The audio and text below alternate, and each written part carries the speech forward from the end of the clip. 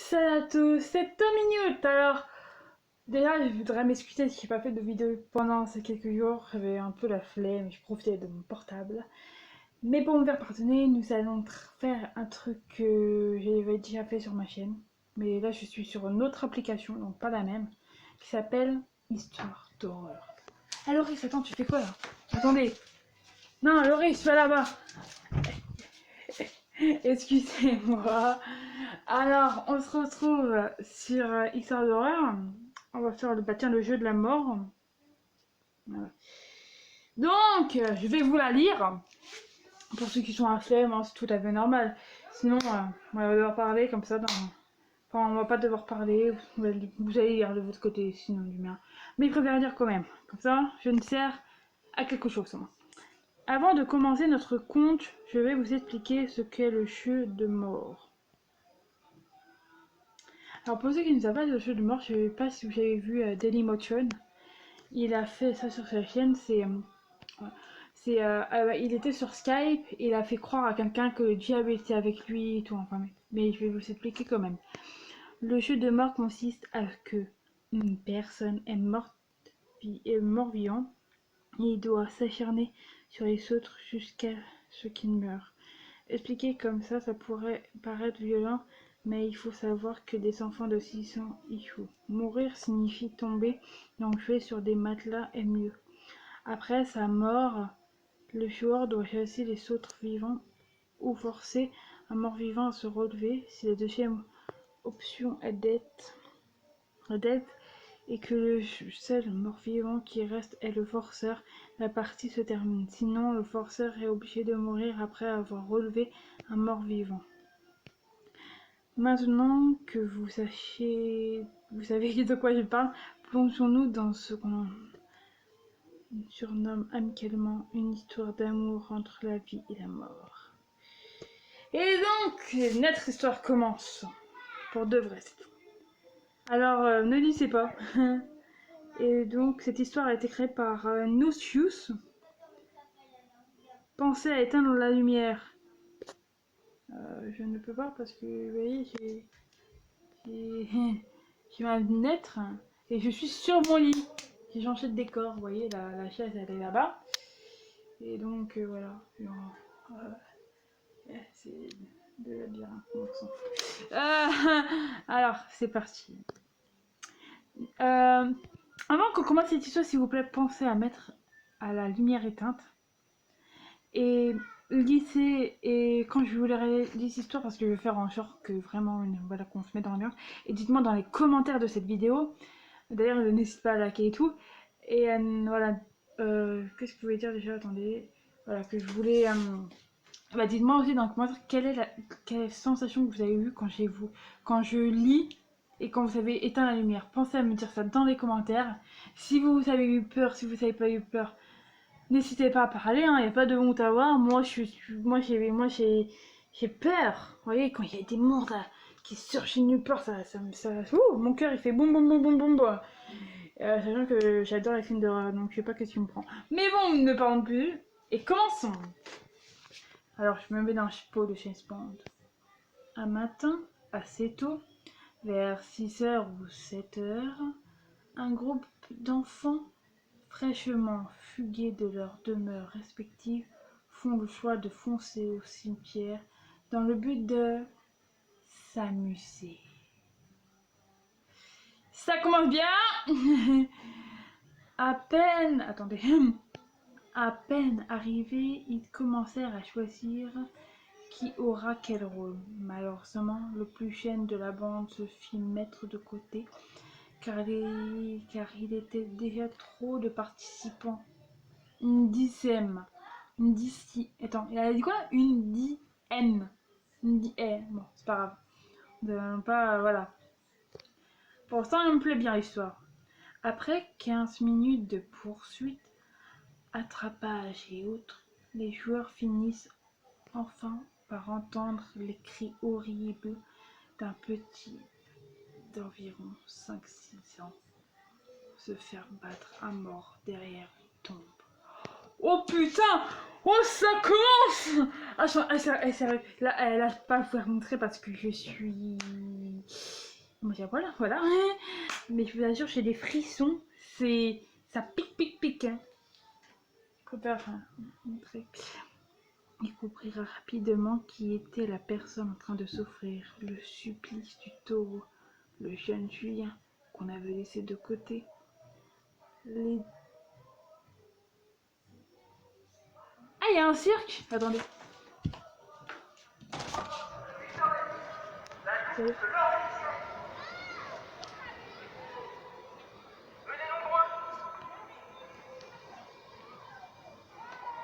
Bon, excusez-moi, j'ai rien compris. Bon, allez, on continue dans notre histoire d'horaire. Alors, les deux plus grands de la bande, c'est mes Jordan, putain les noms qu'ils ont. Mais on va pas la juger, hein. Ou le juger, hein. Parce que ça doit être un... Parce que vous savez, les mecs sont machos, mais... Je peux vous dire que l'histoire d'horreur, ça passe, hein. Avec respectivement, 12 et 14 ans, décidèrent de chercher Julien, ou du moins ce qui devait en rester.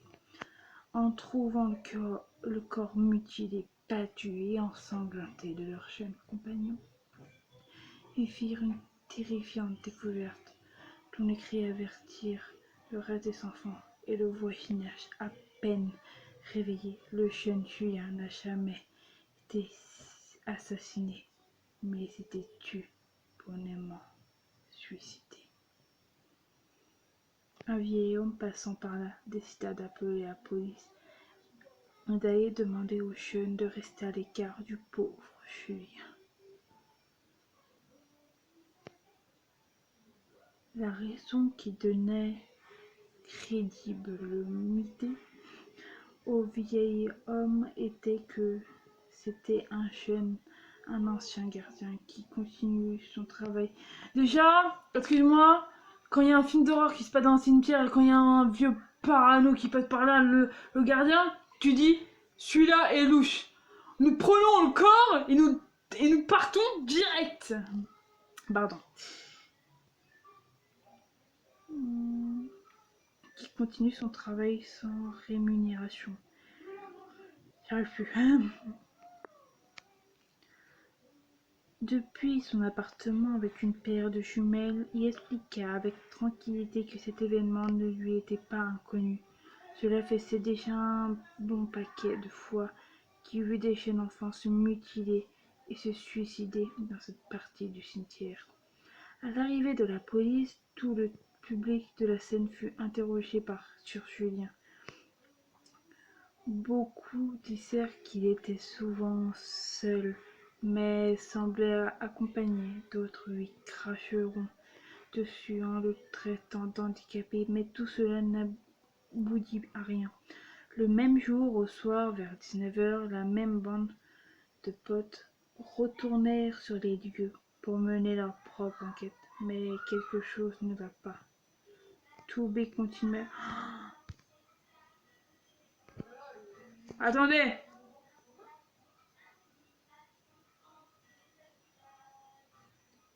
Non!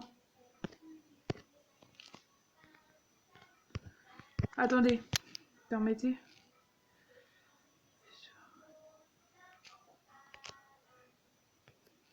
Ah, notification. Mince, notification, ouais. S'en fout, putain!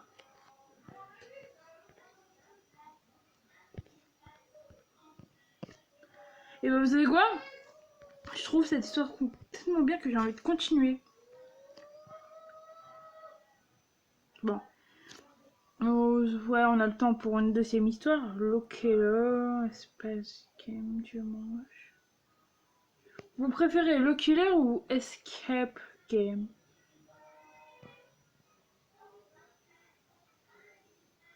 Les rires d'une maison. Tiens, enfant disparu. Voilà, ça doit bien ça. Non, pardon, attends. Enfant disparu? Non, les rires d'une maison. Par contre, ouais, c'est bon. Le mardi 14. Attendez. Pensez à éteindre la lumière. Pareil, hein. Voilà. Le mardi 14 février 1998, tôt le matin, Je me dirigeais vers une soi-disant maison hantée sur laquelle je devais enquêter. À première vue, cette maison ne paraissait pas très effrayante. C'était une maison tout à fait banale, faite de bois. J'entrai dans la maison, je fis un grand escalier, un long couloir, une salle à manger, une cuisine, un salon et une porte qui mène à la cave. La cave ne m'intéresse pas. Pardon. Je posais mes affaires dans l'entrée, puis je visitais le reste de la maison. Là où je fis l'effroyable décor mutilé. Putain, ça a l'air trop bien. Pardon. Cette nuit, je m'installais devant le bureau qui se trouvait à l'estage et je décidai de commencer mon article. Mais comme rien d'anormal ne se passait, je mis un terme à mon travail puis m'endormis. Je me réveillais plusieurs fois dans la nuit, il faisait très froid, le lit était très inconfortable et la lumière de la pleine lune ne m'aidait pas à me rendormir. Je regardais la montre, il était 4 heures du matin. Je me rendais à la cuisine pour y boire un verre d'eau, puis je remontais me coucher. En me réveillant,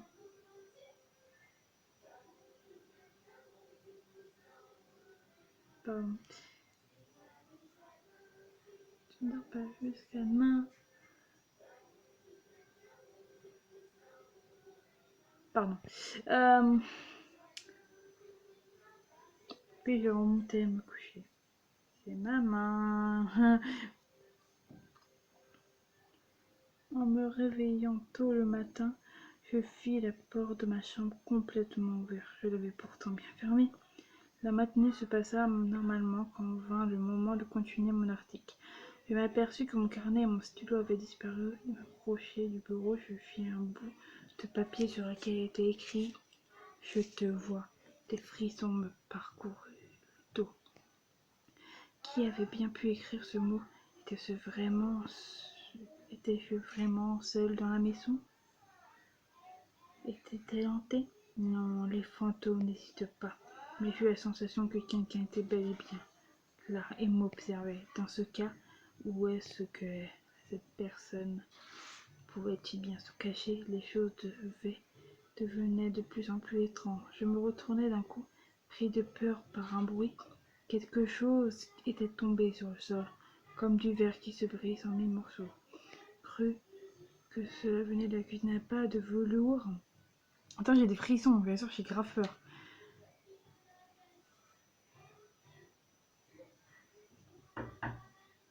Oui. J'ai envie de faire une vidéo, ça fait longtemps que j'ai pas fait de vidéo sur ton portable avec toi. Je fais une vidéo. On verra demain.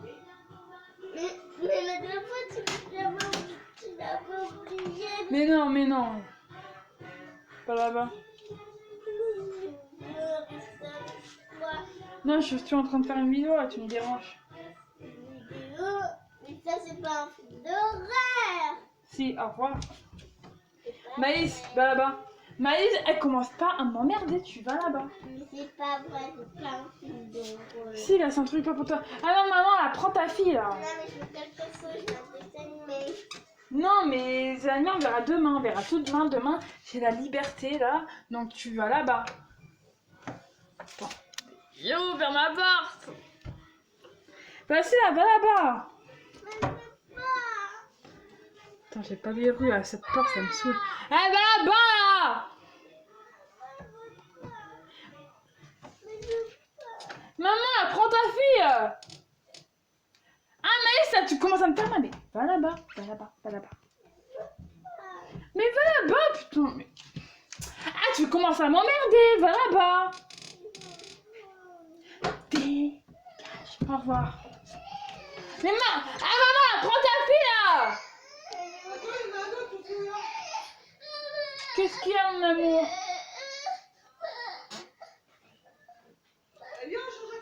Tiens, chantez des comptines, là. Allez, hop, au revoir. Ah, mais non, mais allez là-bas. Maïs, va là-bas. Mais Maïs, mais fous-moi la paix. Maïs, maman, prends ta fille, sinon je la jette par la fenêtre.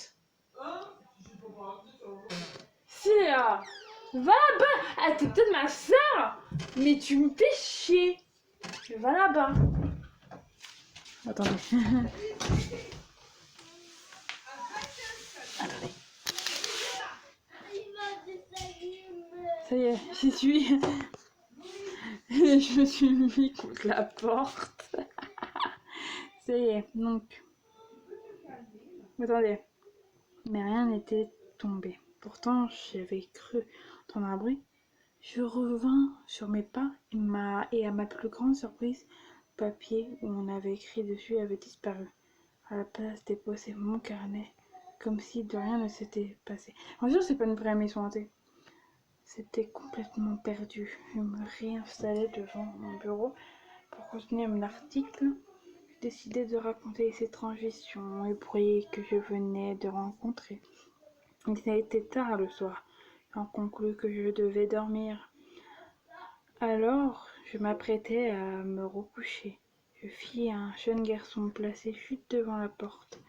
Il me pointait du doigt et il souriait d'un air malsain.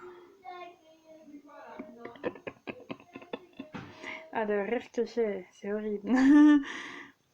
Je te vois, me dit-il, tout en me fixant.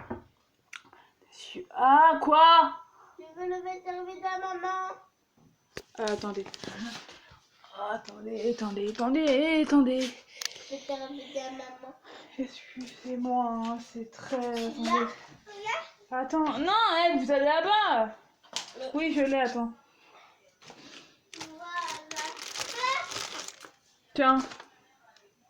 Attendez. Voilà. Maintenant, arrêtez de me foutre. Maintenant, foutez-moi la paix. Quand c'est passé pour une histoire d'horreur, hein, un truc. Bon, c'est bon, normalement, c'est bon. Allez, hop. Me dit-il tout en me fixant les yeux. J'étais paralysée de peur. Je ne pouvais pas sortir. Je ne pouvais sortir aucun mot, son de ma bouche. Je ne pouvais plus bouger. Puis apparaissaient une femme et un homme qui venaient d'accompagner le petit garçon. Cela devait être ses parents. Le petit garçon pivotait tout son corps vers sa mère et la planta avec un couteau de tour. De mon côté, je ne pouvais plus bouger. Je n'arrivais pas à bouger pour l'empêcher. Puis il fit de même avec son père. J'ouvris les yeux et me réveillai en sursaut du lit. Ouf, ce n'était qu'un cauchemar. J'avais la peur de ma vie. Ça se peut, c'est même pas un cauchemar, ça se peut on l'a violé. Mon enfant, tu veux être papa? Ouais. Je voulais écrire quelques notes sur mon carnet. À côté de mon carnet était écrit avec du sang, cette fois-ci, sur un bout de papier. Tu n'as pas rêvé. Tout ceci était réel. J'étais paniquée. Je commençais à comprendre que cette maison n'était pas qu'une simple maison ordinaire faite de bois. Il fallait que je participe très vite. Je pris mon carnet, descendis les escaliers. Je courus vers la porte d'entrée. Elle était fermée. J'entendis un rire. C'était un rire d'enfant. Oh là là, c'est horrible. Je me retourna. Il était là, l'enfant qui avait tué ses parents. Il tenait une clé dans sa main et dans l'autre son couteau, entièrement recouvert de sang. Il me montra cette clé. « C'est ça que tu veux ?» dit-il en riant. « Alors suis-moi. » Il pénétra dans le grenier et je le suivis. Il faisait sombre et très froid. J'avais peur et les murs gris glacés ne me rassuraient pas. Au fur et à mesure que je m'engouffrais dans le grenier, il faisait de plus en plus lugubre. Je m'arrêtais au moment où je rencontrerais l'obscurité totale. Attendez. Où est mon...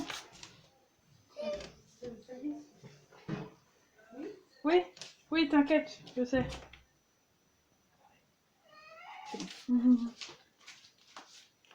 Excusez-moi, hein, mais bon, vous savez, avec une sœur et un frère chiant, pas toujours facile. Je sursautais de peur quand j'entendis la porte du grenier claquer. Tout d'un coup, je vis une petite lumière illuminer le petit visage du garçon. Il souriait toujours d'une façon très malsaine. En fait, il est homo, quoi. écoutez, il peut nous le dire, hein. Il commença à rire de plus en plus fort, assez pour faire résonner tout le grenier. Viens, m'ordonna-t-il. Il m'avança avec crainte vers lui et trébucha sur quelque chose de dur, mais l'obscurité m'empêchait de voir ce que c'était. Je fixai les yeux du garçon.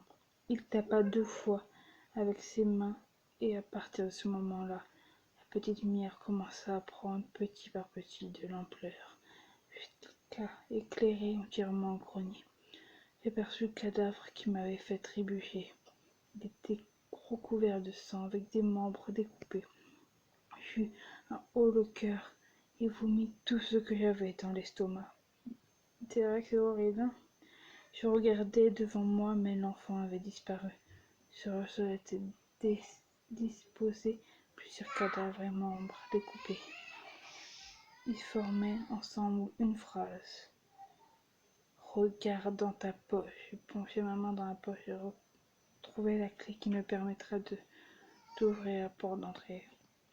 Le lendemain, je montrerai les notes de mon carnet à mon patron.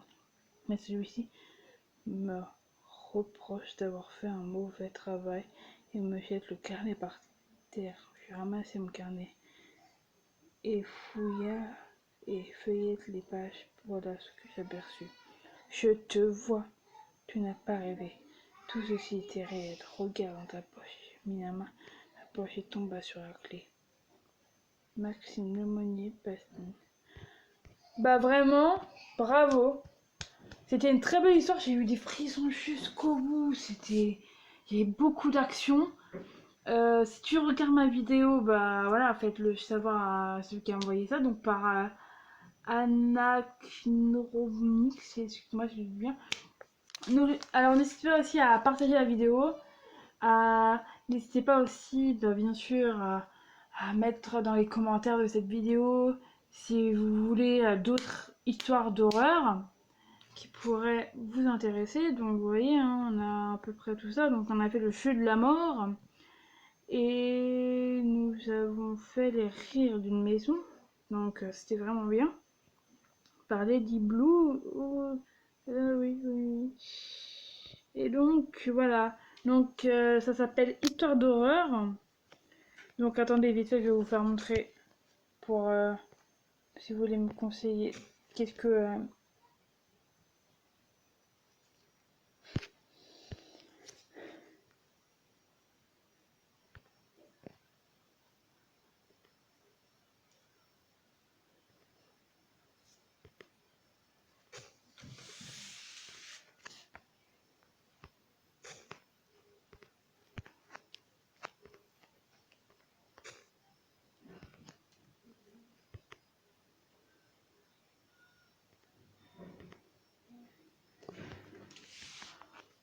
histoires